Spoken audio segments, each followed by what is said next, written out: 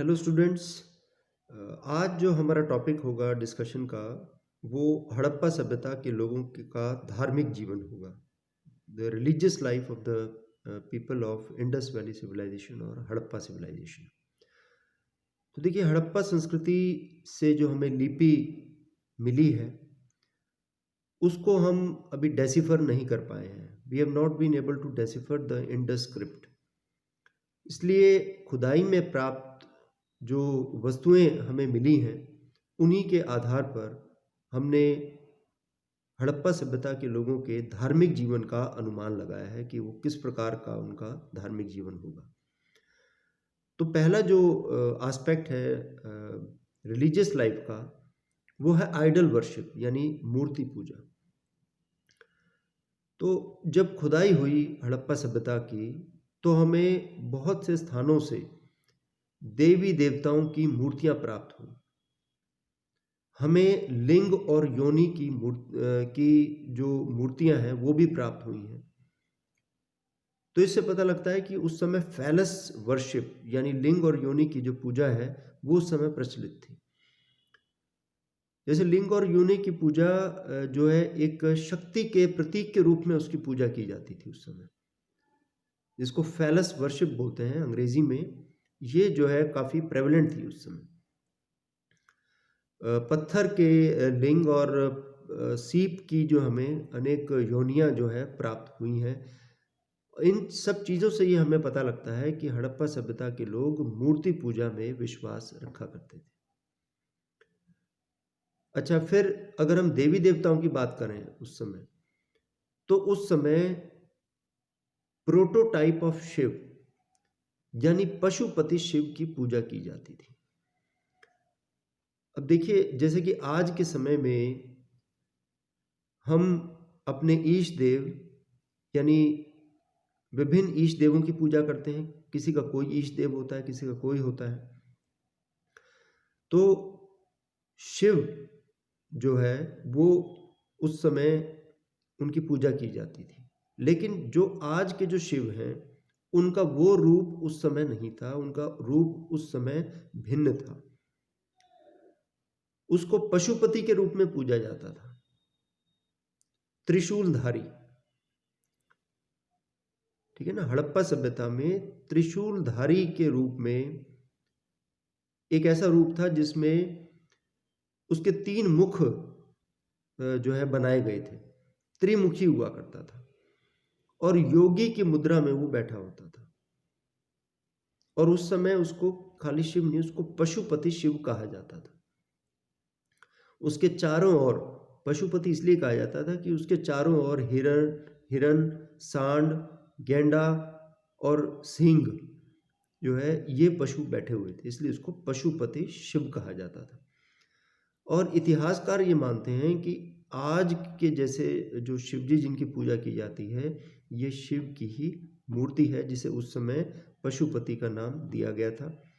इसी तरह से हमें योगी की बहुत सी मूर्तियां मिली हुई हैं जिन पर सांप जो है लिपटा हुआ है। जैसे सांप की जो आप कोई भी शिव जी की मूर्ति देख लीजिए, उस पर सांप लिपटा हुआ आपको नजर आएगा। उसकी गर्दन से ऐसे सांप निकलता हुआ नजर आता है। तो निश्चित रूप से सिंधु घाटी के लोग जो थे वो शिव जी की उपासना किया करते थे। इसके बाद हम बात करते हैं, क्योंकि सामाजिक जीवन में भी हमने पढ़ा था कि उस समय मात्र सत्तात्मक समाज थे, यानी स्त्रियों का बड़ा महत्व था। तो हड़प्पा सभ्यता के लोग मात्र देवी की जननी के रूप में उपासना करते थे, पूजा करते थे। हमें मोहनजोदड़ो से, हड़प्पा से, लोथल से बहुत अधिक संख्या में स्त्रियों की मूर्तियां प्राप्त हुई हैं। कुछ मूर्तियों के सिर पर पंख जैसा मुकुट रखा हुआ है, गले में हार है, आंखें गोल हैं, कानों के पास जो है प्याले जैसी चीज लटकी हुई है, जैसे जो बालियां वगैरह पहनी जाती हैं। और जो पैर है वो उंगली विहीन है। इस तरह की हमें कई जो है स्त्रियों की मूर्ति प्राप्त हुई हैं। एक मूर्ति में स्त्री को स्तनपान करते हुए दिखाया गया है। एक मूर्ति में स्त्री की नाभि से वृक्ष निकला हुआ है, जो कि स्त्री की प्रजनन शक्ति का प्रतीक है। और कुछ हमें मूर्तियाँ प्राप्त हुई हैं जिसमें एक स्त्री की मूर्ति में कमर से भाला लटका हुआ है और शरीर के ऊपरी भाग पर विशेष प्रकार के वस्त्र धारण किए हुए हैं। तो ऐसा प्रतीत होता है कि ये एक मातृ देवी की मूर्ति है। उस समय लोग मातृ देवी की पूजा किया करते थे। तो अगर हम देवी देवता की बात करें तो देवता में तो शिव जी की पूजा उस समय प्रचलित थी। पशुपति शिव के रूप में उनकी पूजा की जाती थी। और देवियों में मातृ देवी जो थी, mother goddess, that was revered, that was worshipped at that time.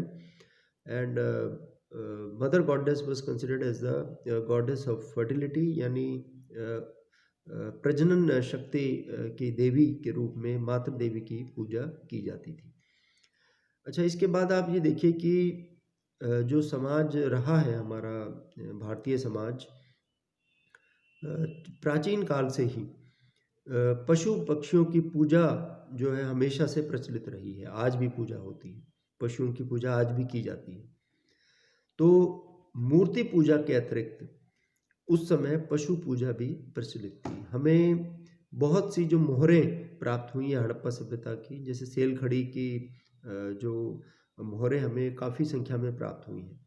उन मोहरों पर कुछ पशुओं के चित्र हमें प्राप्त हुए हैं और कुछ ऐसी मूर्तियां भी प्राप्त हुई हैं जिनसे मनुष्य और पशुओं के शरीर को संयुक्त करके उनको मिलाकर दिखाया हुआ है, मतलब काल्पनिक बनाया हुआ है।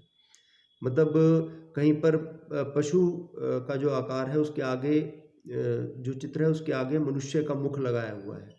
तो इस तरह से ये हमें ना मिस्र से भी, यानी समकालीन सभ्यता मिस्र से भी इस तरह की हमें मूर्तियां प्राप्त हुई हैं।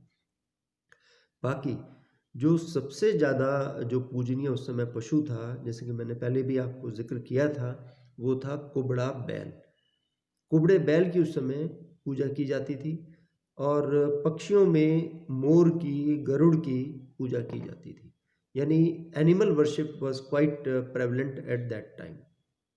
काफ़ी जो है पशुओं की उस समय पूजा की जाती थी, जिनमें से प्रमुख जो था वो कुबड़ा बैल था। बाकी हिरन और भैंसा, सर्प यानी नाग, जो पशुपति शिव से संबंधित था, उनकी भी उस समय पूजा की जाती थी। देखिए आज भी हमारे जीवन में इन पशुओं का महत्व है।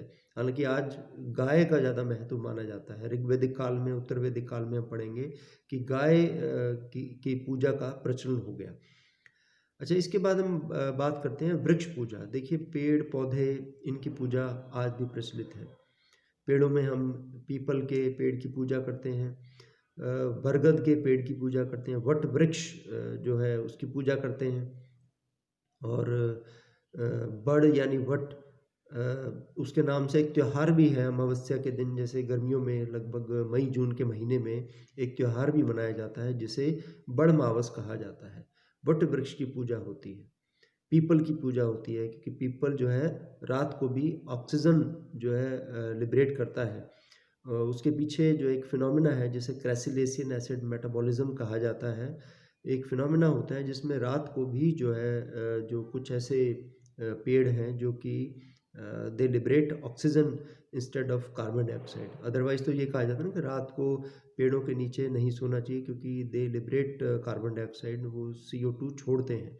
लेकिन कुछ ऐसे पेड़ हैं जो कि सारा दिन, मतलब सारा दिन और सारी रात ऑक्सीजन ही छोड़ते हैं। तो इस तरह से पीपल के वृक्ष की उस समय पूजा की जाती थी। और एक हमें एक मूर्ति मिली है जिसमें पीपल के पत्ते के बीच, पीपल के पत्तों के बीच देवता की मूर्ति बनी हुई है और कुछ स्त्रियां उसकी पूजा कर रही हैं। तो पीपल की पूजा का उस समय प्रचलन था और नीम की भी उस समय पूजा की जाती थी। नीम की पूजा, दोनों पीपल और नीम, they were revered for their biological significance. नीम, आप जानते हो कि नीम से बहुत से प्रोडक्ट्स ऐसे बनते हैं जो कि हमारे लिए यूज़फुल होते हैं। एक तो मच्छर मारने की, जो मतलब नीम के अगर पत्तों को जला दो तो मच्छर वहाँ से गायब हो जाते हैं, मच्छर मर जाते हैं। और नीम की विभिन्न दवाइयों में इसका प्रयोग होता है। इवन जो टूथपेस्ट होता है वो नीम का टूथपेस्ट भी होता है। और नीम की दातुन का भी प्रयोग किया जाता है। तो नीम को उसके बायोलॉजिकल सिग्निफिकेंस के कारण शुरू से ही उसको एक उसको मतलब पूजा जाता था। This was a means of preserving several plants and trees. पूजने का मतलब है कि उनको काटा ना जाए, और काटा नहीं जाएगा तो वो प्रिजर्व रहेंगे। तो एक ये तरीका था किसी भी चीज़ को अगर आपको प्रिजर्व करना है, अगर आपको ठीक रखना है, बचाए रखना है, तो उसको जो है ना एक धार्मिक उसको पक्ष दे दिया जाए। तो ये बातें थी वर्शिप की, यानी मूर्ति पूजा के पश्चात शिव जी की पूजा, मातृ देवी की पूजा, पशुओं और पक्षियों की और वृक्ष की पूजा।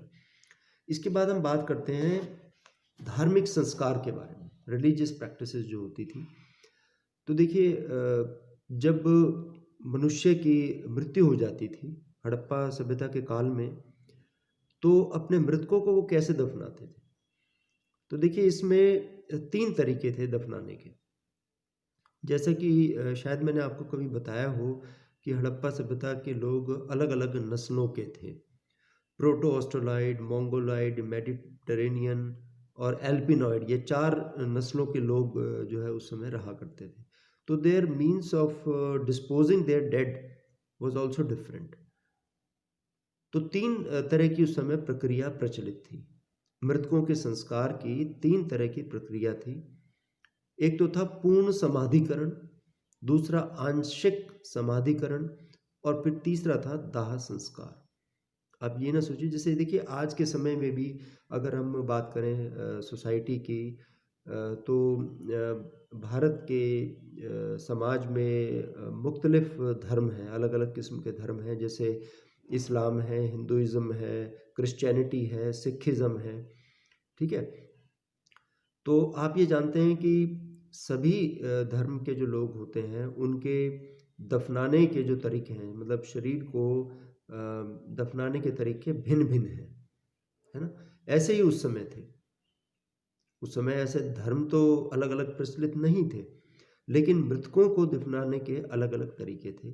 एक था पूर्ण समाधिकरण। इसमें क्या होता था कि लोग अपने शवों को भूमि में गाड़ दिया करते थे। जैसे कि आज के समय में मुसलमान या जो ईसाई होते हैं, वो शरीर को भूमि में गाड़ देते हैं।